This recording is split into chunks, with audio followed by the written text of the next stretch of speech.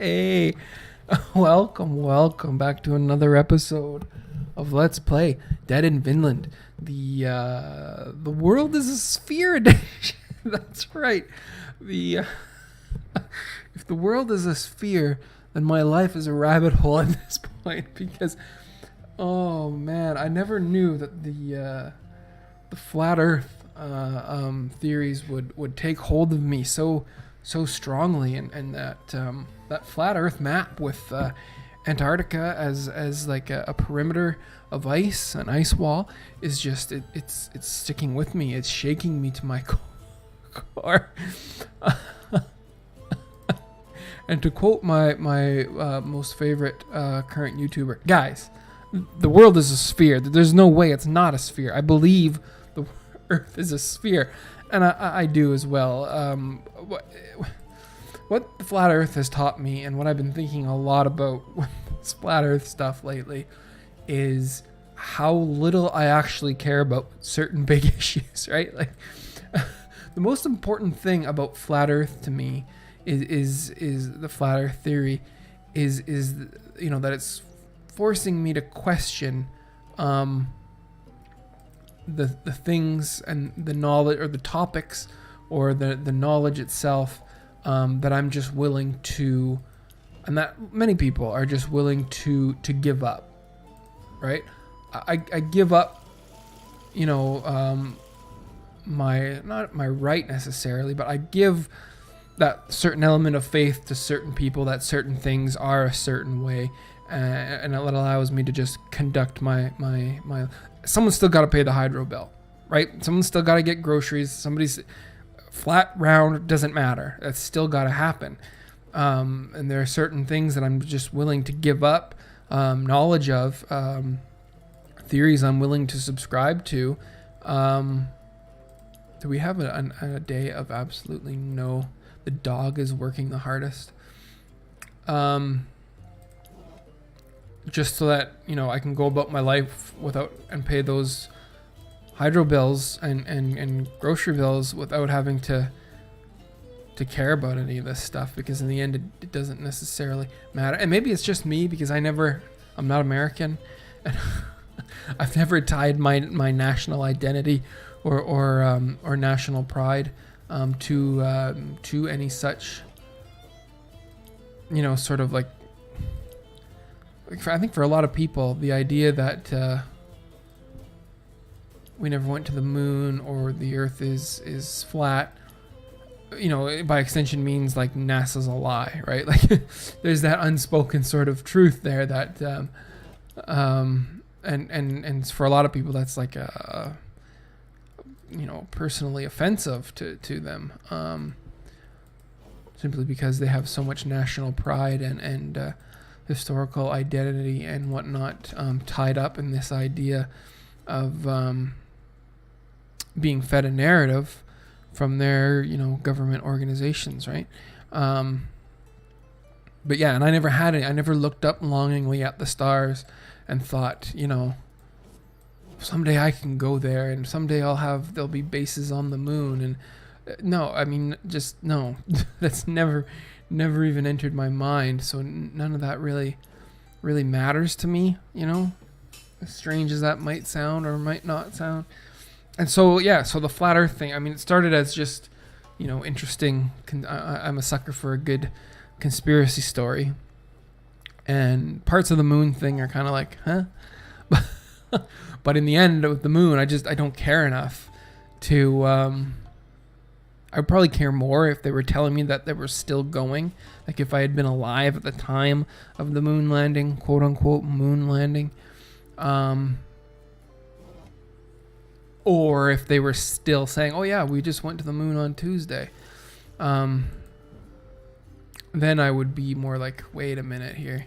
I don't mind giving certain things up, but I don't really like being fed constant lies.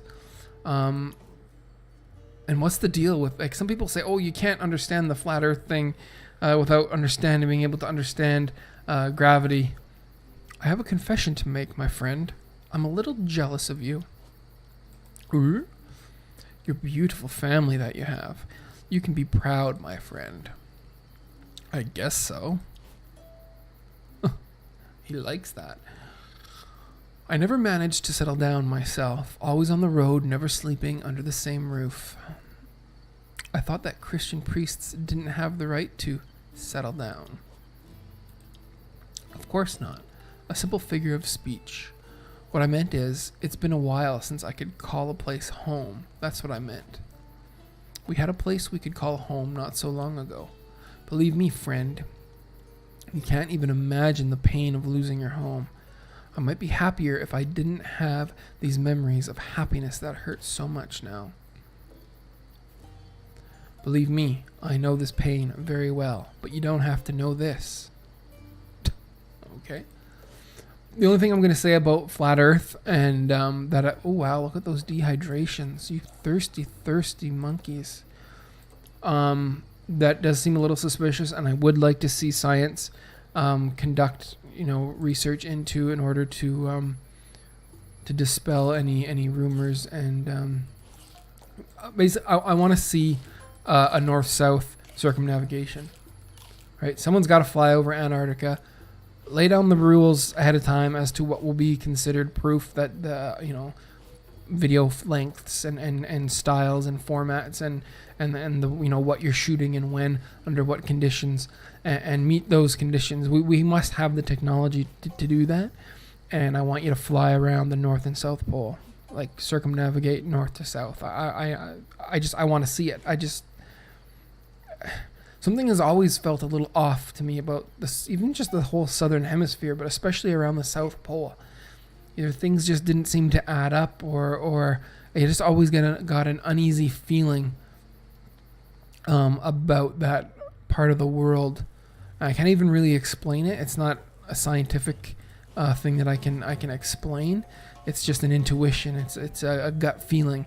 You look at a globe and you just kind of shake, because it's like someone just stopped trying to understand or explain what was going on down there, and they just said, you get far enough south and it's just water and ice. Wait a minute here. I don't know, something that it's never seemed right to me. And can I train you to do more things? I need meat and I need bones, ironically enough.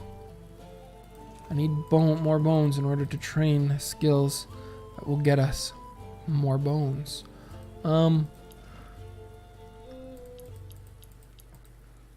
Yeah, so like I like the image of the flat Earth with the Antarctic ring, as I've coined it. I'd love to have that on a shirt. Even it's just the most important thing about flat Earth is nothing to do with science or math, right? And like I said, it's about what am I willing to give up?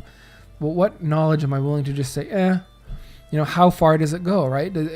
I trust, I mean, I know because I know a little bit about combustion engines, but I trust that gas engines need gas to run, right?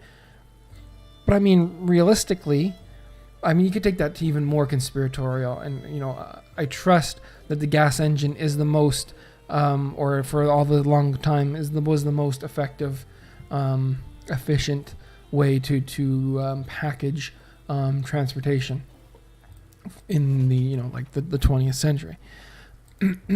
But do I know that? Right? You can say was there a conspiracy to keep information out, more cost-effective vehicles off the road, out of the marketplace? You could always argue that, but that has always been something that I've been willing to get. The markets will, they'll have my back. In this case, we don't really need Dodge, do we? Do we have all 4 of these? What do we have? 2, 3, 4. We can get another. Yeah, we'll do another wooden and then 2 more stone. Wooden. We just want to have these buffs on hand so that when it comes time to kick Bjorn's behind, we'll have the ability to do so. The market's got my back. It was what I was willing to give up and say to myself when it comes to things like vehicle efficiency. Because imagine, the lie that would be perpetrated against us if we found out that for the last 100 years we didn't need to have gasoline automobiles, and everybody, 2-3 of them per household in many households in the modern worlds. What a huge lie. That would be bigger than the moon, bigger than flat Earth. Maybe not bigger than flat Earth. I think flat Earth was pretty big. One of the other things I was really shocked about, because I fell victim to the same thing a lot of people do, that flat earthers are all kooks, and it's this modern internet thing that has been dreamt up by basement dwellers. There's a long history to flat Earth, supposedly. I haven't verified any of this. Again, certain things I'm willing to give up.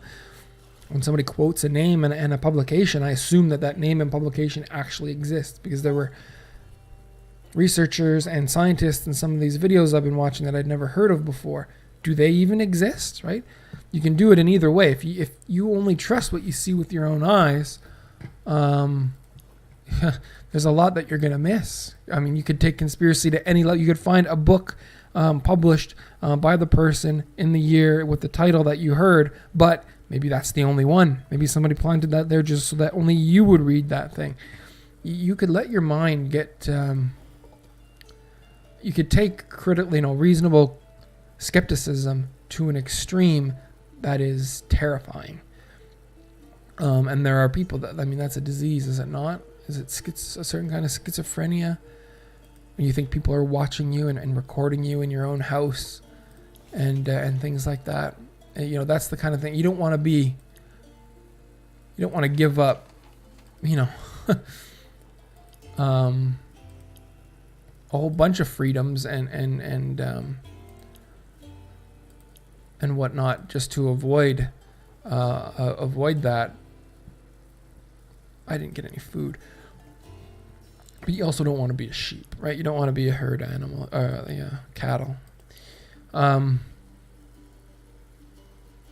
So yeah, that's where I'm at, and that's where after watching a couple of videos, listening to some other, YouTubers sort of tangentially talk about this stuff, and then actually go to quote unquote source YouTube material on people who actually believe in flat Earth. My next logical step was, do I want to then go to their source material? Like, you got the tangential YouTubers who just kind of talk about it, or they're bullshitting over, by a fire, and then, they're referencing things. So you go to that source material, which in and of itself contains other source material, right? These publications by people that I've never heard of, because they're not part of the standard,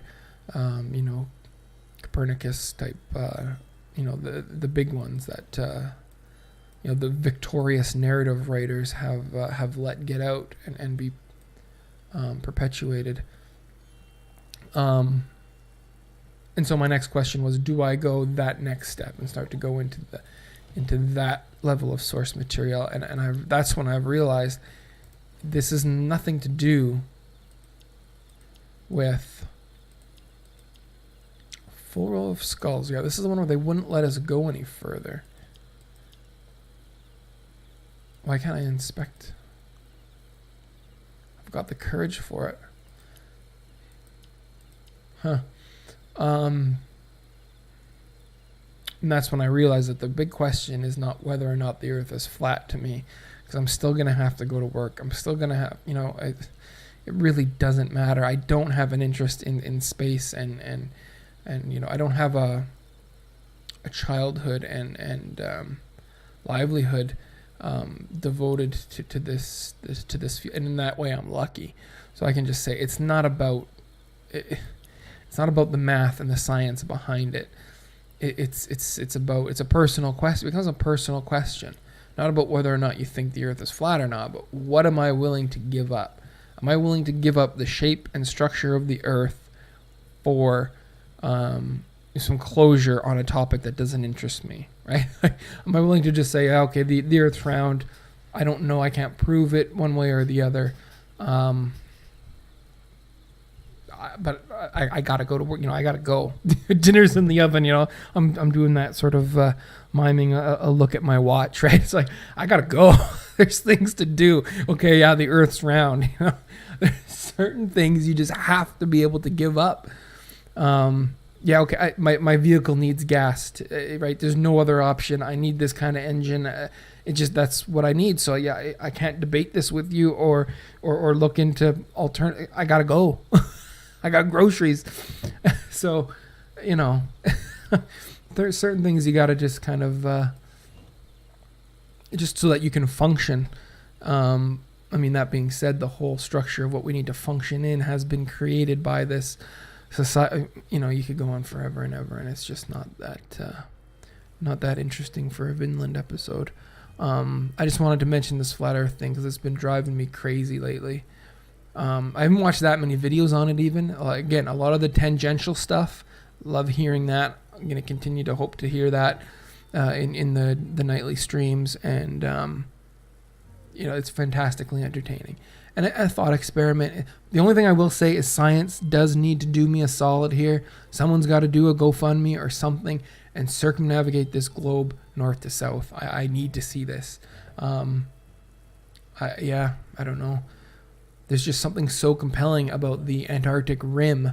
It makes us look like our entire existence is confined to like a puddle, right? We're in the puddle, formed in a footprint of someone else's home. And there's living in small town Canada, I see this, when the ice starts to form around the edge, and we are just locked in this tiny little moment in time when there's this ice around the edge of a footprint with water in it, and we're just all living in someone else's footprint. And that's terrifying, because then I thought, there's a time when I thought, well, the round earth is like, it's meant to humble humans, to remind them, don't get too big for your britches. You're meaningless. Life is fleeting, and there's a lot out there that is based on random chance. You don't deserve anything. No God has granted you the right to be here. It's a fluke. It's meant to keep the masses in their place. But the flat Earth could do the same thing. Right? A lot of flat Earth is the result of, or backed at least by, this idea that it's intelligent design that's done this. And it's really not. It's still possibly just the same level of randomness, right? We could just be living in someone else's footprint, or the equivalent of a footprint. He's coming, so we all agree? Yes, let's do it. Eustache, could you come please? We'd like to talk. Hey, my friends. Is this my trial? What have I done this time? Don't be scared. This is no trial. But we talked and we came to a conclusion that we'd like to share with you. Yes? You're not a monk. Stop lying to us and reveal your true identity. Kari, calm yourself. It's a friendly talk. Just like when we're talking about flat Earth. It's just that, Eustache, we're not comfortable with someone lying to us. Whatever your true identity may be. We must trust each other if we want this camp to work. Okay, my friends, you've had me. I'm not a monk anymore, even if I was one a long time ago. You've discovered my big secret. Happy now? Can we get back to our little occupations? So who are you, really? People call me the Black Monk. Not because of my skin color, obviously. It may be because of the dread my name instills in their hearts. They call my kind pirates. Oh, they call my kind pirates. But I'd prefer to say that I'm a free man with a free spirit and a ship. I had a ship, to be more accurate. You see, pirating comes with its own benefits and drawbacks. Fame, riches, women, good wine, but also scorn and envy. I have yet again been betrayed by fate while sailing north. I encountered one of your so-called Drakkar. First time and last time. I was left for dead on a drifting piece of wood after a terrible fight with your kin, and wrecked on this lost island. You know the rest. Thank you for your honesty. A bit late, but that will do for now. We'll talk again later. Liar. Nobody likes Eustache. We might kick him. I don't know. Just so we can try that mechanic out. I wondered, how did you become a pirate? You were born in a pirate clan? No, I made my own fate. Or fate made me who I am, maybe. I was born youngest son of a noble family in Boulogne. I was kind and shy at the time, so I decided to leave home to become a monk in a nearby abbey. It went wrong at some point, no? Yes, sooner than I expected. My father was assassinated a few months later, and soon my elder brothers. I swore to God to take revenge for my family's blood. I fled to another country and learned the noble art of killing with a sword. When I came back, I was quickly enrolled by the Count of Boulogne to become its seneschal, a prestigious position. But I must be boring you to death with this story. Let's talk about you, princess. What is your secret? I have no secrets, Eustache. I make a very disappointing story compared to yours. I'll tell you the end of my story another time, then. Here, have a taste of this French wine I kept for the two of us. He's so smooth with the ladies. I assume we've got water. I assume we've got fire to last us the night.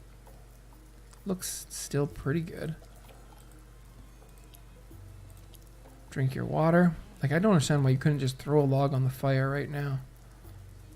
We've got food. Everybody get some cheese. Cheese. Infinite food.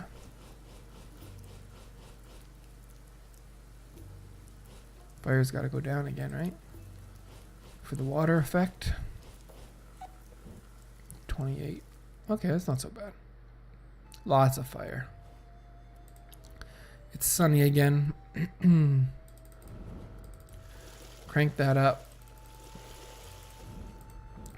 But yeah, it was a sort of a shower thought that I had. Not to get too behind the, draw back the curtain too far or anything. But I was in the shower not long before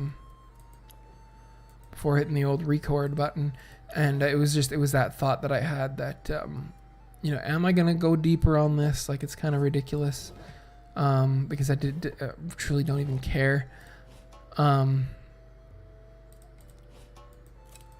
But again, there's always that option to just go deeper, to think more conspiratorial, to worry more, to distrust.